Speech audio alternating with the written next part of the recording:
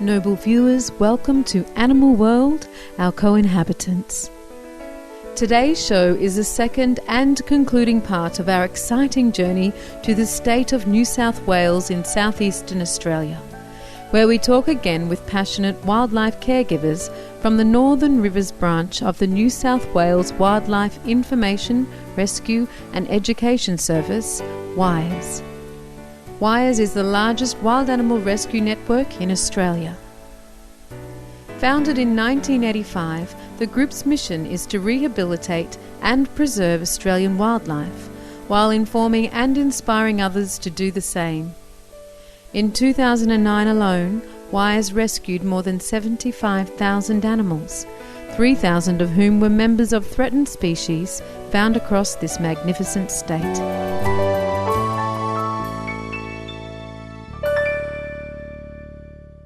The first wildlife care organisation was actually registered in Australia.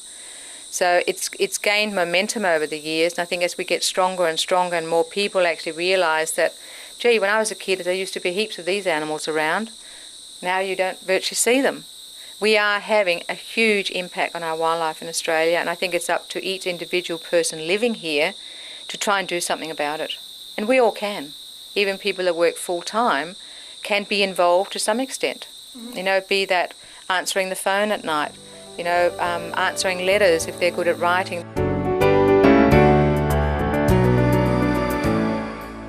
Kangaroos, wallabies and pademelons enliven the Australian forests and scrublands, and their vibrant, delightful presence bring immense benefits to their surrounding environment and the Australian people.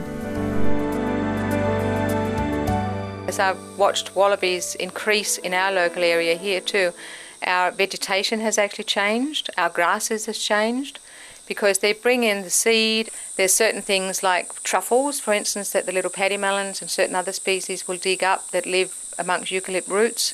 Things like that are actually, you know, dispersed onto other areas by these animals. We seem to think as humans that we're so superior, but we tend to forget that we're just a very small link in a massive chain. As we're losing species, you know, I think we could also be in danger of losing ourselves eventually. And I think it's so important for us to realise we are just another animal on this earth.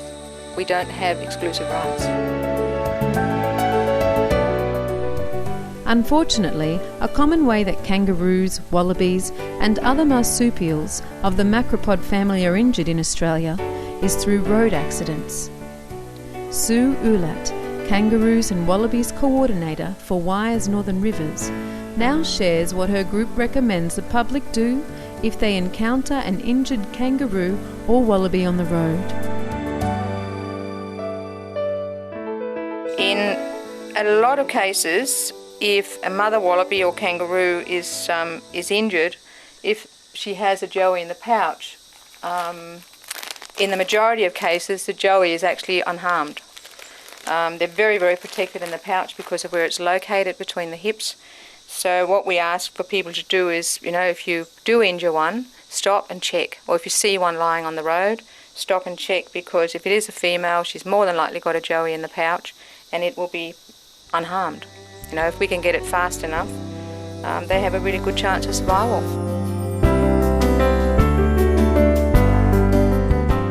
Birds are very vulnerable to flying into human-made objects like glass windows and hurting themselves.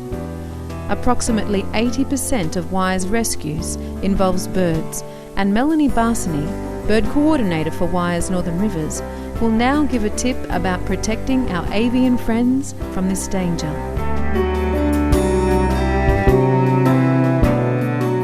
For some reason the bird often can't notice that there's an obstacle there, especially if it's a bright sunny day and there's a lot of reflection on the window, on the glass.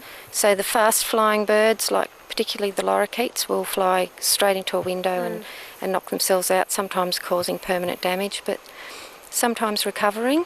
So if you do have windows and you notice that the birds fly into them a lot, you can hang something on the outside of the window, like a pot plant or something like that, or one of those window stickers, you know, the decals that are like stained glass stickers. Just putting them on your window, they look nice, and also they just break up the space so the bird can see that there's actually something there and it's not extension of the tree.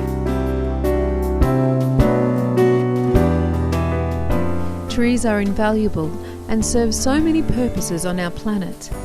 Besides taking in carbon dioxide and releasing fresh oxygen for all living beings to breathe, they are a natural home to a host of different animals.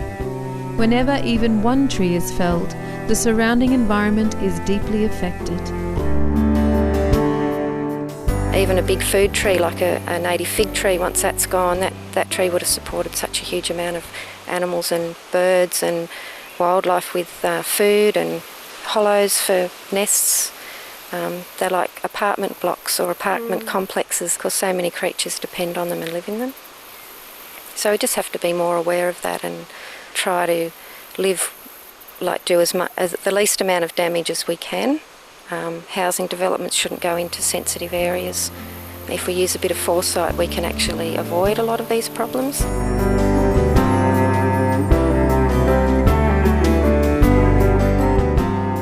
When we return, we'll speak further with more compassionate carers from Wires, as well as meet some interesting Australian wildlife.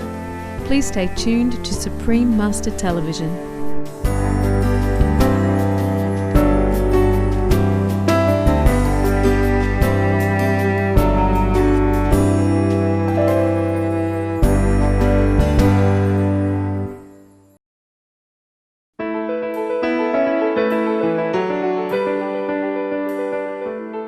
They're as varied as the human personalities are. You've got exactly the same in the animal world. They get hurt, they get embarrassed. They like to play when they're young and they become more serious as they get older. It's very much a thing that brings you back to earth, working with wildlife, is realising we're not that different.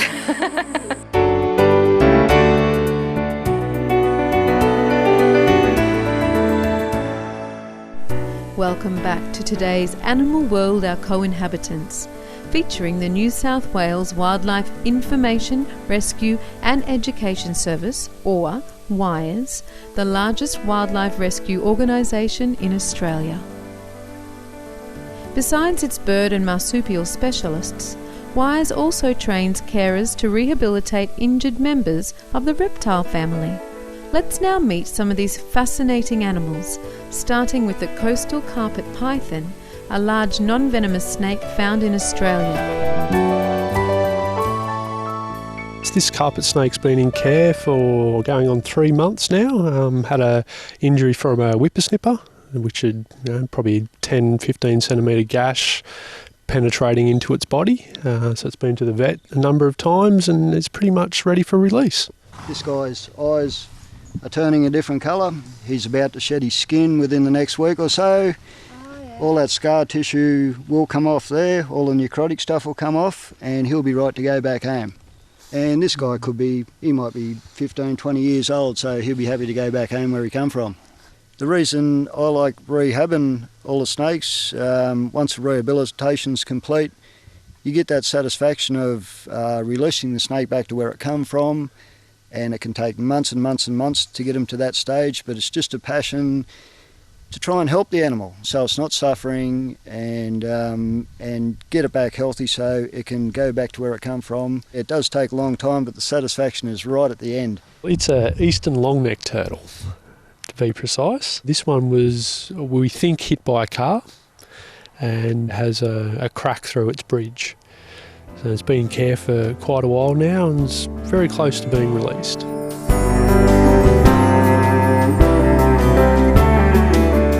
The affection and kindness shown by the wildlife carers are also important factors in helping stressed animals relax. I think they do definitely pick up your empathy with them. They definitely seem to sense your intent. Like I've known from, quite often we get animals or like birds caught on barbed wire fences. Flying foxes in particular don't see it at night time and get tangled in the barbed wire, and they'll be really distressed and struggling, and once you wrap them and hold them and start untangling them, they seem to know immediately that you're actually helping them, and they'll stop struggling and relax and let you do whatever it takes to get them to untangle them from the fence. So they definitely do sense your intention.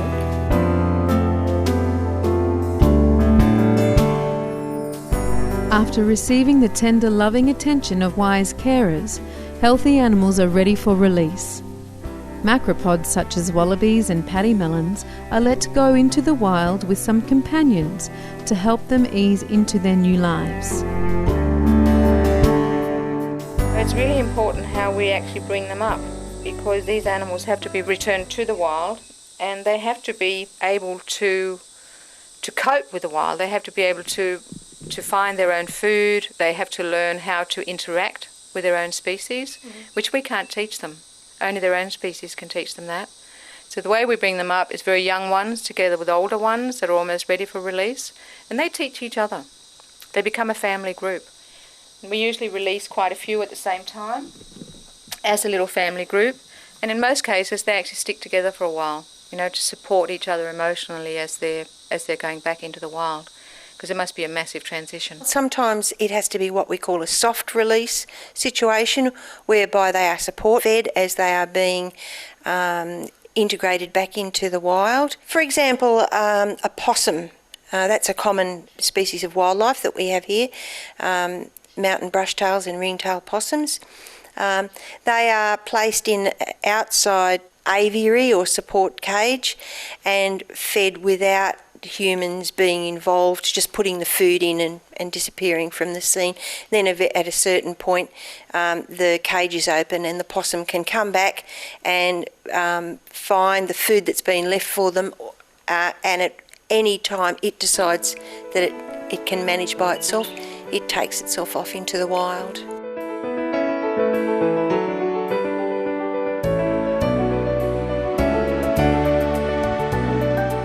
For more details on Wyre's Northern Rivers, please visit www.wiresnr.org. The main Wyres website can be accessed at www.wires.org.au. Our sincere thanks once again, Lib Reitenberg, Sue Ulat, Melanie Barsony, Michael McGrath and Tony Kilmurray, and other members of the New South Wales Wildlife Information, Rescue and Education Service team for your kind, selfless efforts to rescue, care for and release the precious wildlife co-inhabitants in your state.